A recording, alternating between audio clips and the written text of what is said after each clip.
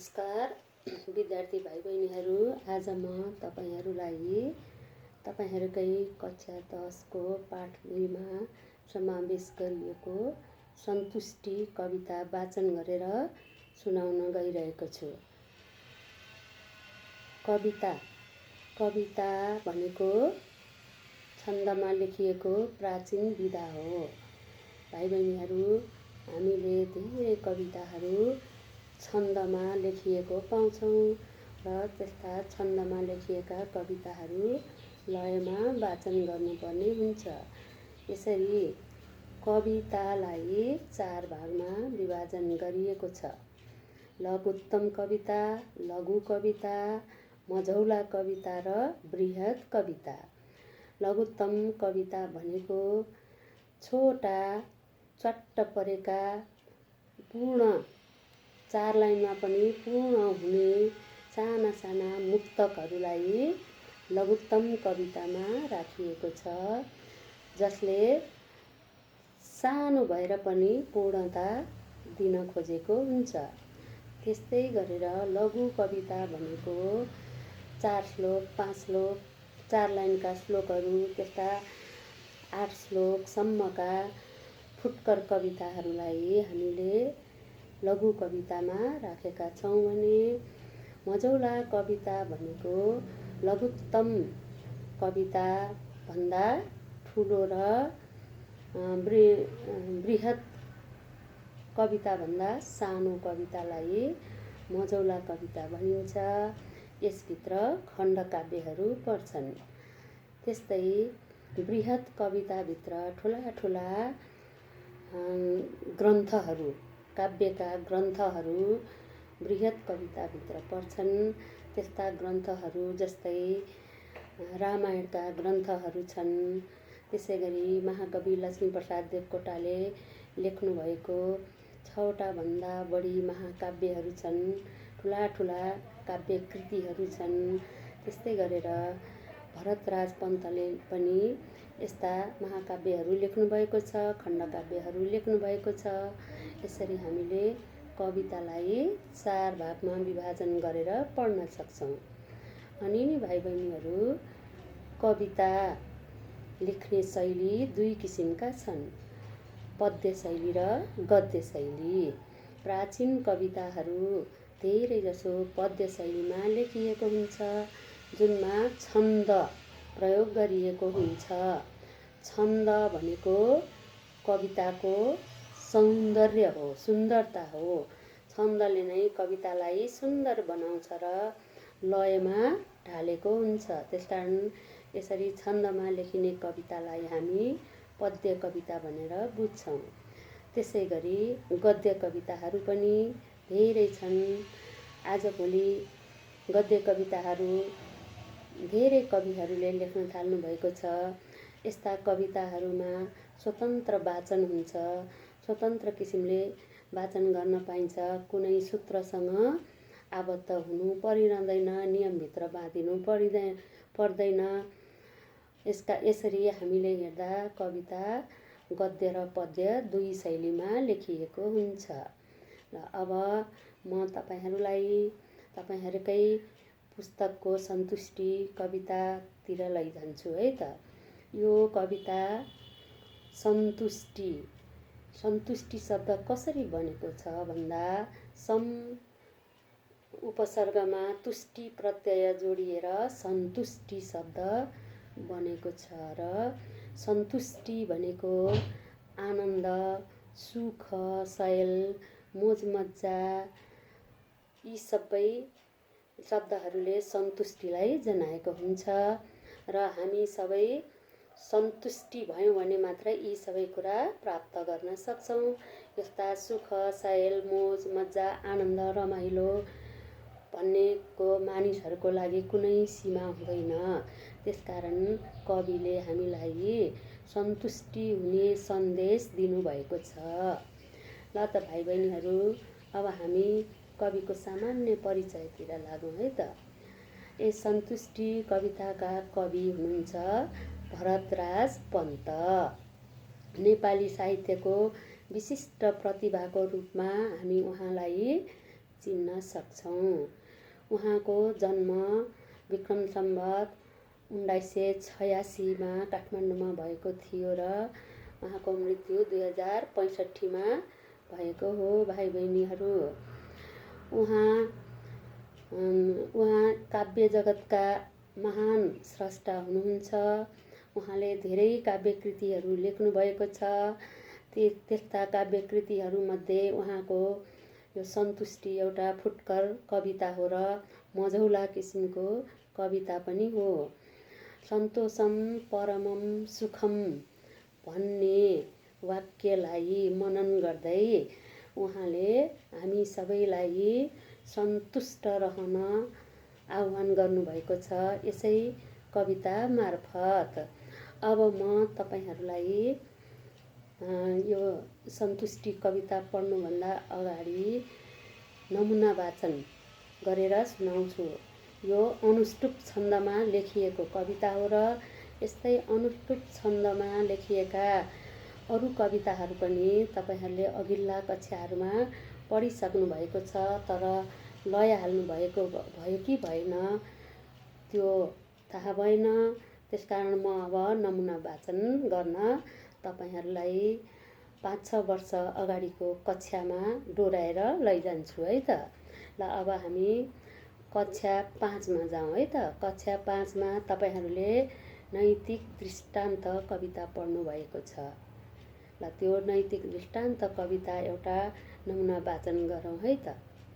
उपकारी गुणी व्यक्ति निहुरन्छ निरन्तर, फलेको वृक्षको हाँगो नझुकेको कहाँ छ र। पढ्नु भएको छ नि है भाइ बहिनीहरूले। ल अब फेरि म एक स्टेप माथि कक्षा 6मा तपाईहरूलाई लिएर जान्छु है त। तपाईहरूले कक्षा 6मा यही अनुष्टुप छन्दमा लेखिएको गुरु कविता पढ्नु भएको छ। सम्झिनुहोस् त, गुरु कविता पढ्नु भएको छ। त्यो गुरु कविता पनि अनुष्टुप छन्दमै लेखिएको छ। ल अब म यसलाई पनि लयमा वाचन गरेर सुनाउँछु, सुन्नुहोस् है त। गुरुमा ज्ञानको ज्योति चम्किलो जब बन्दछ, धरतीले जन्मको सार भो अनि भन्दछ। एक एक गरी ज्ञान शिष्यमा जब सर्दछ, त्यागको तेज हो कस्तो ढुङ्गो पनि पगाल्दछ। त्यागको तेज हो कस्तो ढुङ्गो पनि पगाल्दछ। भाइ बहिनीहरू, यो कविता अनुष्टुप छन्दमा लेखिएको छ र प्रत्येक 8 अक्षरमा विश्राम गर्दै यसलाई वाचन गर्नुपर्छ। अब हामी सन्तुष्टि कविता पढ्नुभन्दा पहिले कवि भरतराज पन्तको बारेमा पनि उहाँको केही विशेषताहरू जान्नुपर्ने हुन्छ है। यसरी शास्त्रीय छन्दमा कविता लेख्ने कवि, शास्त्रीय छन्द भनेको पुरानो कविता हो। पुराना कविताहरूलाई, पुरानो छन्दमा लेखिएको कविताहरूलाई शास्त्रीय छन्द भनिन्छ। यसरी शास्त्रीय छन्दमा कविता लेख्ने मानवतावादी कवि भरतराज पन्त हुन्। उनले मानिसलाई राम्रो दृष्टिकोणले हेर्नुपर्छ। मानिस भएर त जन्मनुभयो, तर मानव हुन सक्नुपर्छ भन्ने कुरा पनि हामीलाई बताउनु भएको छ। यसरी उहाँले प्रकृतिको चित्रण पनि उहाँका कविताहरूमा प्रशस्त पाइन्छ। त्यस्तै राष्ट्रभक्तिको भावना पनि पाइन्छ र समाजमा रहेका विकृति विसङ्गतिहरूलाई पनि केलाउँदै उहाँले आफ्ना कविता कृतिहरू लेख्नु भएको छ। यस्ता कृतिहरू धेरै रचना गर्नुभएको छ भाइ बहिनीहरू। अब हामी यस कविताको लयमा जाउँ है त। सन्तुष्टि कविताको लयमा जाउँ है त भाइ बहिनीहरू। खाने त एक पेटै हो त्यसैमा टम्म हुन्छु म, लाउने त एक झुरै हो त्यसैमा गम्म हुन्छु म। जमिन 3 हातैको प्रशस्त छ, घाम पानी सके ओत्न, झुपडी मग्न मस्त छ। स्वावलम्बी सके बन्न, कुनै चाहिन्न नोकर, सर्वत्र जाँगरै तातोस्, कसले लाउने कर। सीमा विलासको छैन, स्वाद छैन गिलासको, खाँचो छ एउटै मात्र, मित्रताको मिजासको। नखाई सञ्चिता गर्ने, लोभीको चैन छैन रे, खाएरै नगरे काम, अर्को लोभी हुँदैन रे। अर्काको भाग खोसेमा, ढाका अर्को हुँदैन रे, आफ्नो भर परे आफै, लान्छनाले छुँदैन रे। नआओस् आत्तिने दुःख, मात्तिने धन सम्पत्ति, यतिले राम्ररी चल्छ, सारा जीवनको गति। छन् आँखा दुईटा हाम्रा, हेर्नु पर्छ दुवैतिर, कान छन् दुईटा हाम्रा, सुन्नु पर्छ दुवैतिर। चिनो सुगन्ध दुर्गन्ध, नाकका दुई प्वालले, जिब्रो एकै कुरा खोलोस्, मर्म जानेर ख्यालले। जिब्रो एकै कुरा खोलोस्, मर्म जानेर ख्यालले। 32 दन्तको काम, किटकिटाउनु होइन, यी हात पाउका काम, छटपटाउनु होइन। बलले रचना निस्कोस्, बुद्धिले सिर्जना नयाँ, मनले ममता माता, तनले चेतना नयाँ। पृथ्वी तल नै स्वर्ग, जनता नै जनार्दन, उपकार सदा पूजा, फल हो दुःख मोचन। यसैभित्र छ संसार, सार हो यति नै फगत, यसैभित्र अडेको छ, स्रष्टाको सृष्टिमा जगत। यसैभित्र अडेको छ, स्रष्टाको सृष्टिमा जगत। धन्यवाद विद्यार्थी भाइ बहिनीहरू। सुन्नुभयो नि तपाईँले कविताको लय हो, अनुष्टुप छन्दमा लेखिएको कविता 8 अक्षरमा विश्राम लिँदै वाचन गर्नुपर्छ। जस्तै हेर्नुहोस् त, खाने त एक पेटै हो, यहाँ होमा अलिकति विश्राम लिनुपर्छ है। खाने त एक पेटै हो, त्यसैमा टम्म हुन्छु म, लाउने त एक झोरै हो, त्यसैमा गम्म हुन्छु म। ल हेर्नुहोस् त भाइ बहिनीहरू, कति राम्रो छ यो सन्तुष्टि कविता। तपाईँहरूले यो दुई हरफको एक श्लोक, यहाँ 2 हरफको 2 लाइनको एक श्लोक छ। यहाँ 14वटा श्लोकमा यो कविता लेखिएको छ र यी कविताका श्लोकहरूलाई तपाईँहरूले अब व्याख्या गर्न जान्नुपर्छ। एकदम सजिलो छ व्याख्या गर्न पनि। हामीले जतिसुकै धन सम्पत्ति हामीसँग होस्, जतिसुकै जग्गा जमिन होस्, हामीले खाने त एक पेट मात्रै हो, पेट भर्ने मात्रै हो। त्योभन्दा बढी खायौँ भने हामीलाई अपच हुन्छ। भने बढी खान खोज्नु हुँदैन, ठिक्क मात्रामा एक पेट मात्रै खान्छौँ र दराजभित्र जति चाङकाचाङ, जति खाटका खाट लुगा फाटो भए पनि हामीले त्यो लुगा लाउने भनेको एक जोर हो। एक जोर लुगा लाएर हामी बाहिर निस्कन्छौँ। त्यसमा हामीले सन्तुष्ट हुन सक्नुपर्छ। हामीसँग जतिसुकै जमिन भए पनि आखिरमा हामीले सुत्ने 3 हातको जमिन भए हामीलाई सुत्न पुग्छ। अनि घाम पानी छेक्नको लागि सानो झुपडी भए पनि हामीले त्यसमै सन्तुष्ट गर्नुपर्छ। ठुला ठुला महलहरूको सपना देख्नु हुँदैन। अनि त्यस्तै गरी हामी स्वावलम्बी बन्नुपर्छ। आफ्नो खुट्टामा आफै उभिन सक्नुपर्छ। जब स्वावलम्बी बन्छौँ हामीलाई कुनै पनि नोकर चाकरको आवश्यक पर्दैन। जुन काम पनि हामी आफै गर्न सक्छौँ र अनि सबैतिर हामीले जताततै जाँगर चलायौँ भने हामीलाई कसैले पनि यो काम तँ गर ऊ काम तँ गर भनेर कर लगाइरहनु पनि पर्दैन भाइ बहिनीहरू हो। यहाँ भनेको छ सीमा विलासको छैन, स्वाद छैन विलासको हो। विलास, मोज मजा, ऐस आराम त्यसको कुनै पनि बाउन्ड्री हुँदैन, लिमिटेसन हुँदैन। सीमा भनेको लिमिटेसन हो, सिमाना हो, साँध हो। यस्ता मोज मजा ऐस आरामहरूको कुनै पनि सीमा हुँदैन।